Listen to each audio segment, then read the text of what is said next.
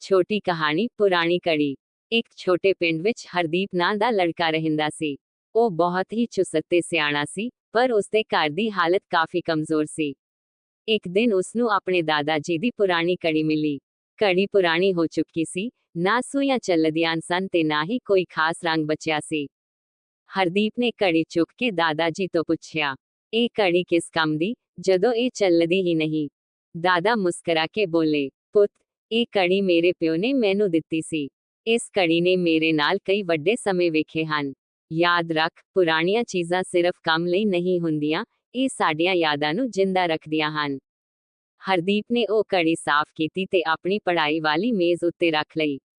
ਹਰ ਵਾਰੀ ਜਦੋਂ ਉਹ ਉਸ ਨੂੰ ਵੇਖਦਾ, ਉਸ ਨੂੰ ਦਾਦਾ ਜੀ ਦੀ ਗੱਲ ਯਾਦ ਆਉਂਦੀ। ਉਹ ਸਮਝ ਗਿਆ ਕਿ ਜ਼ਿੰਦਗੀ ਵਿੱਚ ਹਰ ਚੀਜ਼ ਦੀ ਆਪਣੀ ਕਦਰ ਹੁੰਦੀ ਹੈ, ਚਾਹੇ ਉਹ ਕੰਮ ਦੀ ਹੋਵੇ ਜਾਂ ਯਾਦਾਂ ਦੀ। ਹਰਦੀਪ ਜਦੋਂ ਵੀ ਕੜੀ ਨੂੰ ਵੇਖਦਾ, ਉਸ ਨੂੰ ਦਾਦਾ ਜੀ ਦੀਆਂ ਗੱਲਾਂ ਯਾਦ ਆਉਂਦੀਆਂ। ਉਹ ਕੜੀ ਹਾਲਾਂਕਿ ਨਹੀਂ ਚੱਲਦੀ ਸੀ, ਪਰ ਉਸ ਦਾ ਦਿਲ ਉਸ ਨੂੰ ਹਰ ਦਿਨ ਹੋਰ ਮਿਹਨਤ ਕਰਨ ਲਈ ਤਿਆਰ ਕਰਦਾ ਸੀ। ਇੱਕ ਦਿਨ ਪਿੰਡ ਦੇ ਸਕੂਲ ਵਿੱਚ ਮੁਕਾਬਲਾ ਹੋਇਆ, ਪੁਰਾਣੀਆਂ ਚੀਜ਼ਾਂ ਦੀ ਕਹਾਣੀ। ਸਾਰੇ ਬੱਚੇ ਆਪਣੇ ਘਰੋਂ ਕੁਝ ਨਾ ਕੁਝ ਲਿਆਏ। ਕਿਸੇ ਨੇ ਪੁਰਾਣੀ ਕਿਤਾਬ ਦਿਖਾਈ, ਕਿਸੇ ਨੇ ਸਿੱਕੇ। ਹਰਦੀਪ ਨੇ ਆਪਣੀ ਦਾਦਾ ਜੀ ਦੀ ਕੜੀ ਨਾਲ ਜਾ ਕੇ ਮੰਚ ਉੱਤੇ ਖੜਾ ਹੋਇਆ।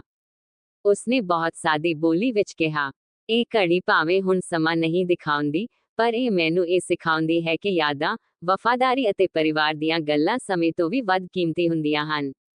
ਸਮਾਂ ਤਾਂ ਲੰਘ ਜਾਂਦਾ ਹੈ, ਪਰ ਯਾਦਾਂ ਹਮੇਸ਼ਾ ਦਿਲ ਵਿੱਚ ਜੀਵਨ ਭਰ ਰਹਿੰਦੀਆਂ ਹਨ। ਸਾਰੇ ਹਾਲ ਵਿੱਚ ਤਾਲੀਆਂ ਵੱਜੀਆਂ।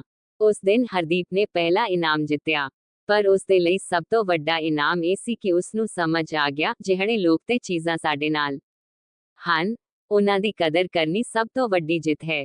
ਦਾਦਾ ਜੀ ਨੇ ਖੁਸ਼ ਹੋ ਕੇ ਕਿਹਾ, ਵੇਖਿਆ ਪੁੱਤ, ਕੜੀ ਰੁਕੀ ਹੋਈ ਸੀ ਪਰ ਤੈਨੂੰ ਅੱਗੇ ਵਧਾ ਗਈ। ਇਨਾਮ ਜਿੱਤਣ ਤੋਂ ਬਾਅਦ ਪਿੰਡ ਵਿੱਚ ਹਰਦੀਪ ਦੀ ਬਹੁਤ ਵੱਡੀ ਵਾਹਵਾਹ ਹੋਈ। ਲੋਕਾਂ ਨੇ ਕਿਹਾ ਕਿ ਬੱਚਾ ਸਿਰਫ ਸਿਆਣਾ ਹੀ ਨਹੀਂ, ਸੱਚੀ ਸਿੱਖਿਆ ਵਾਲਾ ਵੀ ਹੈ। ਪਰ ਹਰਦੀਪ ਦੇ ਦਿਲ ਵਿੱਚ ਇੱਕ ਗੱਲ ਹਮੇਸ਼ਾ ਰਹਿੰਦੀ ਸੀ ਕਿ ਇਹ ਕੜੀ ਮੁੜ ਚੱਲ ਸਕਦੀ ਹੈ। ਇੱਕ ਦਿਨ ਉਹ ਕੜੀ ਲੈ ਕੇ ਪਿੰਡ ਦੇ ਬਜ਼ੁਰਗ ਕੜੀਸਾਜ਼ ਬੰਸੀ ਲਾਲ ਕੋਲ ਗਿਆ। ਬੰਸੀ ਲਾਲ ਨੇ ਕੜੀ ਨੂੰ ਹੱਥ ਵਿੱਚ ਲਿਆ, ਪਿਆਰ ਨਾਲ ਸਾਫ਼ ਕੀਤਾ ਤੇ ਕਿਹਾ, ਇਹ ਤਾਂ ਬਹੁਤ ਪੁਰਾਣੀ ਕਲਾ ਦੀ ਬਣੀ ਕੜੀ ਹੈ ਪੁੱਤ। ਥੋੜੀ ਮਿਹਨਤ ਲੱਗੇਗੀ, ਪਰ ਚੱਲ ਪਵੇਗੀ। ਹਰਦੀਪ ਖੁਸ਼ੀ ਨਾਲ ਚਮਕ ਉੱਠਿਆ। 2 ਦਿਨਾਂ ਦੀ ਮਿਹਨਤ ਤੋਂ ਬਾਅਦ ਜਦੋਂ ਕੜੀ ਦੀ ਸੂਈ ਹੌਲੀ ਹੌਲੀ ਹਿਲੀ ਤੇ ਟਿਕ ਟਿਕ ਦੀ ਆਵਾਜ਼ ਆਈ, ਤਾਂ ਲੱਗਾ ਜਿਵੇਂ ਘਰ ਵਿੱਚ ਨਵਾਂ ਜੀਵਨ ਵਾਪਸ ਆ ਗਿਆ ਹੋਵੇ।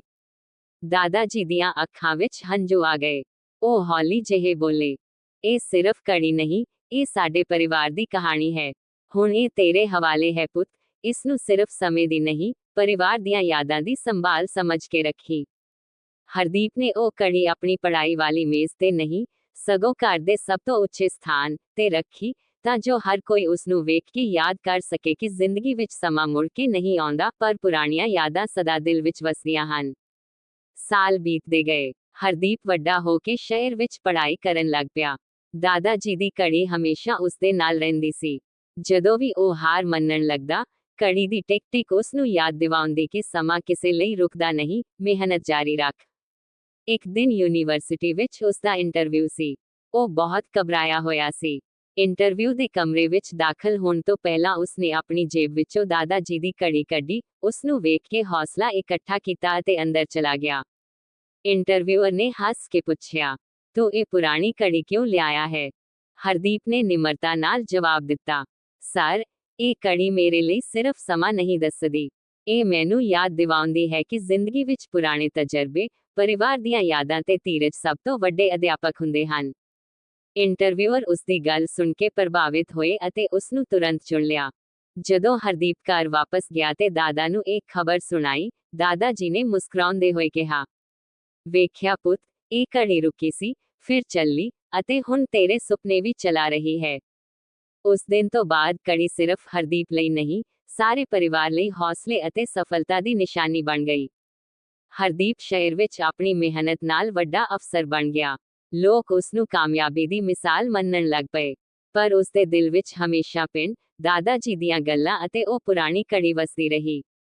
ਇੱਕ ਦਿਨ ਉਸਨੇ ਸੋਚਿਆ, ਮੈਂ ਅੱਜ ਜੋ ਵੀ ਹਾਂ, ਇਹ ਸਿਰਫ ਮੇਰੀ ਮਿਹਨਤ ਨਾਲ ਨਹੀਂ, ਸਗੋਂ ਉਹ ਯਾਦਾਂ ਤੇ ਸਿੱਖਿਆ ਨਾਲ ਹੈ ਜੋ ਮੈਨੂੰ ਪਰਿਵਾਰ ਤੋਂ ਮਿਲੀ। ਹੁਣ ਮੇਰਾ ਫਰਜ਼ ਹੈ ਕਿ ਮੈਂ ਹੋਰ ਬੱਚਿਆਂ ਨੂੰ ਵੀ ਇਹ ਸਿਖਾਵਾਂ।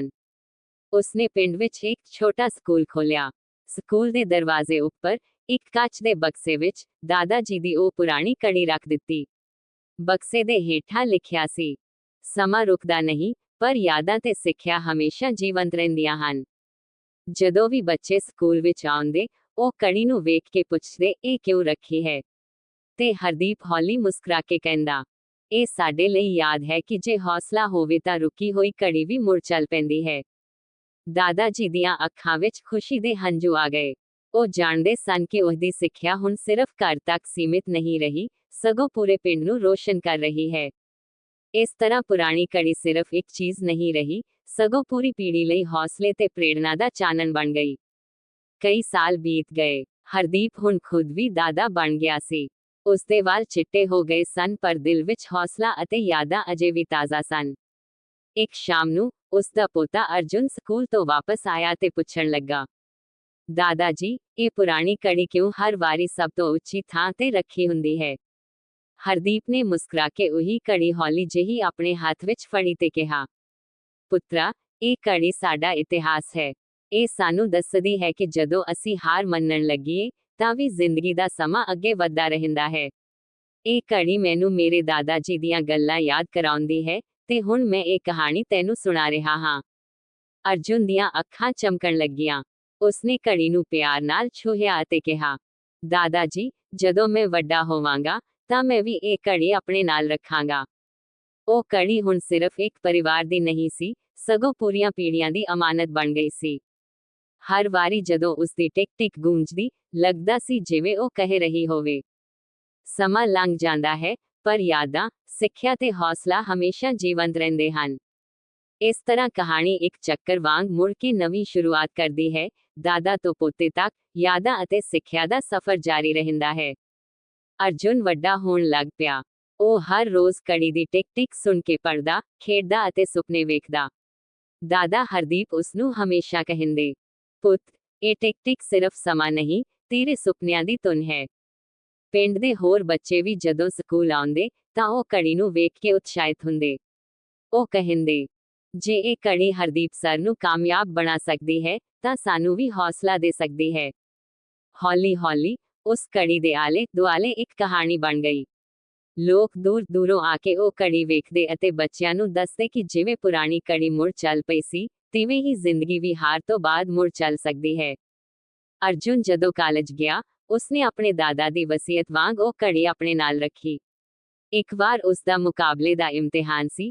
ਉਹ ਹਾਰ ਮੰਨ ਕੇ ਘਰ ਵਾਪਸ ਆਉਣ ਵਾਲਾ ਸੀ, ਪਰ ਕੜੀ ਦੀ ਟਿਕ ਟਿਕ ਨੇ ਉਸਨੂੰ ਯਾਦ ਦਿਵਾਇਆ, ਸਮਾਂ ਕਿਸੇ ਲਈ ਰੁਕਦਾ ਨਹੀਂ, ਤੂੰ ਵੀ ਨਾ ਰੁਕ।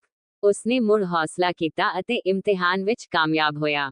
ਇਸ ਤਰ੍ਹਾਂ ਉਹ ਕੜੀ ਹੁਣ ਸਿਰਫ ਪਰਿਵਾਰ ਦੀ ਯਾਦ ਨਹੀਂ ਸੀ, ਸਗੋਂ ਪਿੰਡ ਲਈ ਹੌਸਲੇ ਦੀ ਮੂਰਤੀ ਬਣ ਗਈ ਸੀ। ਜਦੋਂ ਵੀ ਕੋਈ ਹਿੰਮਤ ਹਾਰਦਾ, ਤਾਂ ਲੋਕ ਕਹਿੰਦੇ, ਕੜੀ ਨੂੰ ਵੇਖੋ, ਹੌਸਲਾ ਮੁੜ ਆ ਜਾਵੇਗਾ। ਸਾਲਾਂ ਬੀਤਦੇ ਗਏ। ਪਿੰਡ ਵਿੱਚ ਹੁਣ ਨਵੀਆਂ ਪੀੜ੍ਹੀਆਂ ਵੱਡੀਆਂ ਹੋ ਰਹੀਆਂ ਸਨ। ਸਕੂਲ ਦੀ ਕੰਧ ਉੱਤੇ ਉਹੀ ਪੁਰਾਣੀ ਕੜੀ ਅਜੇ ਵੀ ਟਿਕ ਟਿਕ ਕਰ ਰਹੀ ਸੀ। ਲੋਕ ਕਹਿੰਦੇ ਸਨ, ਇਹ ਕੜੀ ਸਿਰਫ ਲੋਹੇ ਦੀ ਨਹੀਂ, ਇਹ ਤਾਂ ਸਾਡੇ ਦਿਲਾਂ ਦੀ ਧੜਕਣ ਹੈ। ਇੱਕ ਰਾਤ ਪਿੰਡ ਦੇ ਗੁਰਦੁਆਰੇ ਵਿੱਚ ਸਮਾਗਮ ਸੀ। ਸਭ ਨੇ ਕੀਰਤਨ ਸੁਣਿਆ, ਤੇ ਬਾਹਰ ਆ ਕੇ ਕੜੀ ਦੀ ਟਿਕ ਟਿਕ ਸੁਣਨ ਲੱਗ ਪਏ। ਕਿਸੇ ਨੇ ਹੌਲੀ ਜਿਹੀ ਆਵਾਜ਼ ਵਿੱਚ ਕਿਹਾ, ਕੀ ਤੁਹਾਨੂੰ ਨਹੀਂ ਲੱਗਦਾ, ਇਹ ਟਿਕ ਟਿਕ ਵੀ ਵਾਹਿਗੁਰੂ ਦਾ ਨਾਮ ਜਪਦੀ ਹੈ? ਉਸ ਰਾਤ ਤੋਂ ਬਾਅਦ ਕੜੀ ਦੀ ਟਿਕ ਟਿਕ ਨੂੰ ਲੋਕ ਰੱਬ ਦੀ ਯਾਦ ਮੰਨਣ ਲੱਗੇ। ਜਦੋਂ ਕਿਸੇ ਦੇ ਘਰ ਮੁਸੀਬਤ ਆਉਂਦੀ, ਉਹ ਸਕੂਲ ਆ ਕੇ ਕੜੀ ਕੋਲ ਬੈਠਦਾ, ਟਿਕ ਟਿਕ ਸੁਣਦਾ ਅਤੇ ਉਸ ਨੂੰ ਸ਼ਾਂਤੀ ਮਿਲਦੀ। ਬੱਚੇ ਜਦੋਂ ਪੜ੍ਹਾਈ ਕਰਦੇ, ਉਹ ਕਹਿੰਦੇ, ਇਹ ਕੜੀ ਸਾਨੂੰ ਦਾਦਾ ਜੀ ਦੀਆਂ ਗੱਲਾਂ ਵੀ ਯਾਦ ਦਿਵਾਉਂਦੀ ਹੈ ਤੇ ਰੱਬ ਦੀ ਰਹਿਮਤ ਵੀ। ਅਰਜੁਨ ਹੁਣ ਵੱਡਾ ਹੋ ਗਿਆ ਸੀ। ਉਸਨੇ ਕੜੀ ਨੂੰ ਵੇਖ ਕੇ ਕਿਹਾ, ਦਾਦਾ ਜੀ, ਤੁਸੀਂ ਸਹੀ ਕਹਿੰਦੇ ਸਨ। ਸਮਾਂ ਤਾਂ ਲੰਘ ਜਾਂਦਾ ਹੈ, ਪਰ ਇਹ ਟਿਕ ਟਿਕ ਸਾਨੂੰ ਹੌਸਲਾ, ਪਿਆਰ ਤੇ ਵਿਸ਼ਵਾਸ ਦਿਵਾਉਂਦੀ ਰਹਿੰਦੀ ਹੈ।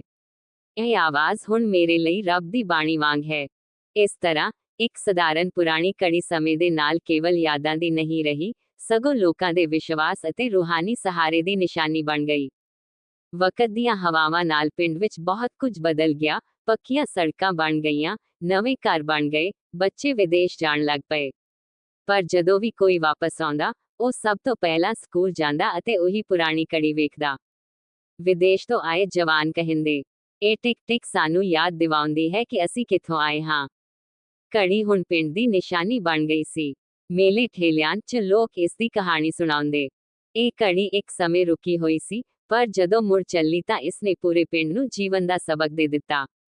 ਬੱਚੇ ਉਸ ਦੀ ਟਿਕ ਟਿਕ ਨੂੰ ਰੱਬ ਦੀ ਧੁਨ ਮੰਨਦੇ, ਬਜ਼ੁਰਗ ਉਸ ਨੂੰ ਆਪਣੀ ਜਵਾਨੀ ਦੀ ਯਾਦ ਸਮਝਦੇ, ਤੇ ਜਵਾਨ ਉਸ ਨੂੰ ਹੌਸਲੇ ਦਾ ਚਾਨਣ। ਇੱਕ ਦਿਨ ਅਰਜੁਨ ਦੇ ਪੋਤੇ ਨੇ ਘੜੀ ਨੂੰ ਵੇਖ ਕੇ ਪੁੱਛਿਆ, ਦਾਦਾ ਜੀ, ਕੀ ਇਹ ਘੜੀ ਹਮੇਸ਼ਾ ਚੱਲਦੀ ਰਹੇਗੀ? ਅਰਜੁਨ ਨੇ ਹੌਲੀ ਜਿਹੀ ਮੁਸਕਰਾਹਟ ਨਾਲ ਕਿਹਾ, ਪੁੱਤਰਾ, ਜਦ ਤੱਕ ਪਿੰਡ ਦੇ ਲੋਕ ਯਾਦ ਰੱਖਣਗੇ, ਇਹ ਘੜੀ ਸਿਰਫ ਟਿਕ ਟਿਕ ਨਹੀਂ ਕਰੇਗੀ, ਇਹ ਉਹਨਾਂ ਦੇ ਦਿਲਾਂ ਵਿੱਚ ਧੜਕਦੀ ਰਹੇਗੀ। ਇਸ ਤਰ੍ਹਾਂ ਇੱਕ ਪੁਰਾਣੀ ਘੜੀ ਨੇ ਸਦੀਆਂ ਲਈ ਆਪਣੀ ਕਹਾਣੀ ਬੁਣ ਦਿੱਤੀ, ਇੱਕ ਐਸੀ ਕਹਾਣੀ ਜੋ ਸਮੇਂ ਤੋਂ ਵੀ ਲੰਮੀ ਤੇ ਯਾਦਾਂ ਤੋਂ ਵੀ ਗਹਿਰੀ ਹੋ ਗਈ। ਸਾਲਾਂ ਬੀਤ ਗਏ।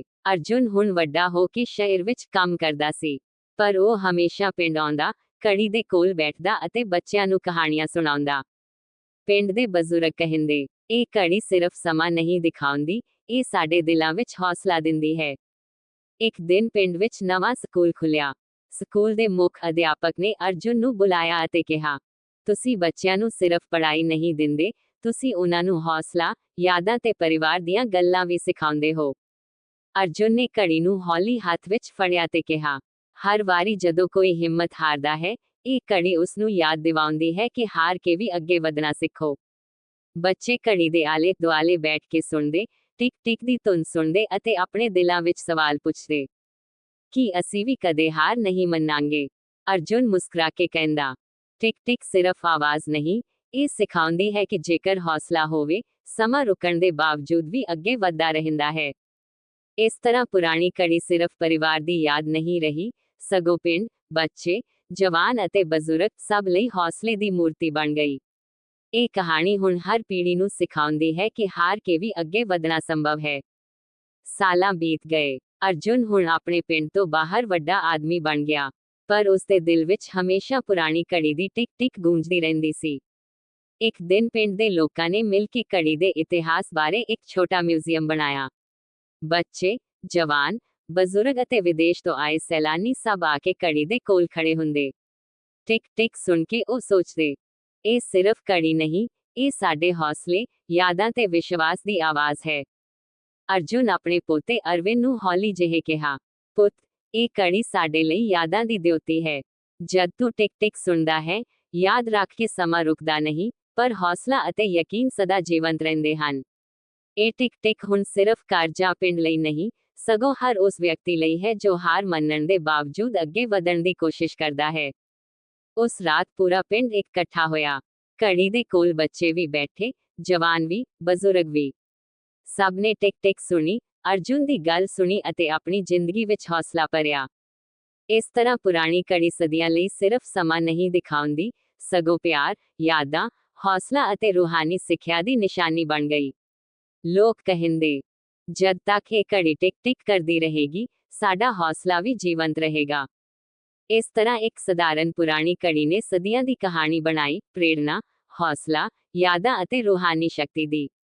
ਟਿਕ ਟਿਕ ਸਿਰਫ ਆਵਾਜ਼ ਨਹੀਂ, ਇਹ ਦਿਲਾਂ ਨੂੰ ਛੂਹਦੀ ਰਹਿੰਦੀ ਹੈ, ਹਰ ਪੀੜ੍ਹੀ ਲਈ ਇੱਕ ਸਿੱਖਿਆ ਬਣ ਕੇ।